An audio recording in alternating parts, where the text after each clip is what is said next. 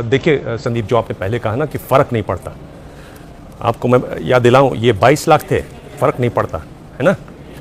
वो 27 लाख भी थे जिनके लिए क्या गया, फ़र्क नहीं पड़ता। अगली बार दे लेना, अगली बार वोट डाल देंगे। नहीं अभी कोई बता देगा कि क्या हो गया, अगले साल दे देना नीट का इम्तिहान। और संदीप, मैं इन सब से अलग आपसे एक गंभीर बात करना चाहता हूँ। देखिए, जब भी इस तरह की परीक्षाएं होती हैं और इस तरह की घपलेबाजी होती है तो एक विश्वास टूटता है। ये वैसा ही है, मैंने अर्थक्वेक कवर किया हुआ है तो मैं जानता हूं इस चीज को। अर्थक्वेक में जो पीड़ित होते हैं उनका एक विश्वास टूटता है संदीप। कहते हैं पांव जमीन पर रखो क्योंकि जमीन ठोस होती है।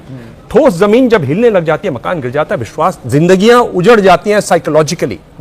ये जब बात होती है कि ये गुरु है, यहां पर शिक्षा का मंदिर है, और मैं बात कर रहा हूं किन की, उन लोगों की जो फर्स्ट जनरेशन, पहली जनरेशन है, पहली पीढ़ी है, जो कॉलेज गए हैं, जो स्कूल गए हैं, जो गरीब हैं। सबसे ज्यादा मार महिलाओं पर पड़ती है क्योंकि एक के बाद फिर उनको वो टूट जाते हैं। प्रदीप मेघवाल के परिजन ये बता कर गए ना, जमीन बेच दी, 3 बहनें थी, गरीब परिवार है। मैं आपको बता का सबसे मैं आपको बता रहा हूं लड़का, मैं आपको बता रहा हूं जो आपने नहीं बताया। गोवा में जो लड़का है उसका बाप क्या करता था, रेलवे का गार्ड था। दिल्ली की जो लड़की मरी है क्या है, कैब ड्राइवर थी, कैब ड्राइवर है उसका बाप। तो ऐसे गरीब परिवारों के बच्चे, सबसे ज्यादा मार उन पर पड़ती है। दलितों पर, आदिवासियों पर, पिछड़ों पर, गरीबों पर, इन सब की क्यों पड़ती है? क्योंकि एक्सेस नहीं है, पैसा नहीं है, पता ही नहीं चलता कि पेपर लीक भी होता है और कहां मिलता है।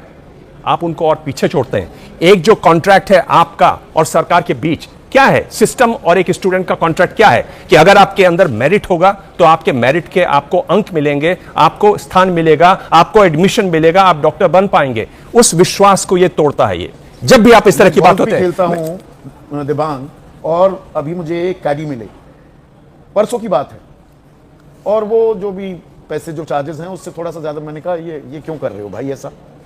उसने कहा कि सर मेरी बेटी है, नीट का इम्तिहान दिया है, बहुत खर्चा होता है सर पढ़ाई में, और इस बार उसको उम्मीद थी, वो तो घर में गुमसुम बैठी है जब से ये पर्चा लीक होने की खबर आई है कि रद्द हो गया पर्चा।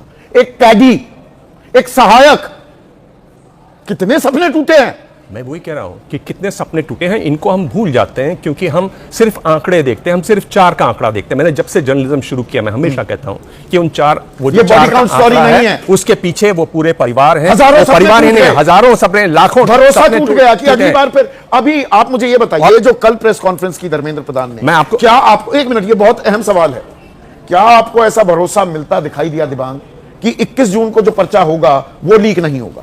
यही सवाल है ना छात्रों के सामने। यही तो सवाल है संदीप। आप देखिए ना, जो छात्र अब रह गए हैं, जो छात्र रह गए इन परीक्षाओं में लगातार, उनके मन में क्या है, अरे यार लीक हो गया होगा, हम रह गए।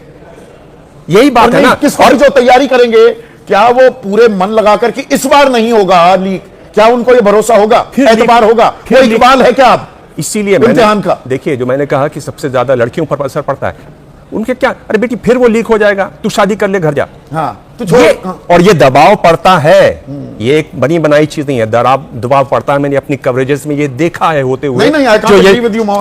दूसरा मैं बोल रहा हूं, ये जो बात हो रही है अब कि साहब हो जाए, राधाकृष्णन साहब की कमेटी बनी, के राधाकृष्णन साहब की जो इसरो के प्रमुख थे 2024 में, उन्होंने बताया, क्या बताया कि भाई आप जो अब जो एनटीए है, जो आप पर्चा भेजते हैं, जीपीएस गाड़ी में लगाते हैं, भेजते हैं, बोल उसको छोड़ दीजिए ना, आप डिजिटली इंक्रिप्टेड मैसेज दीजिए, एग्जाम सेंटर पे ही वो छपेगा।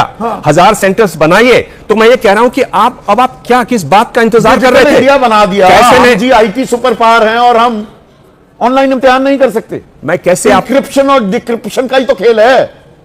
बिल्कुल। मैं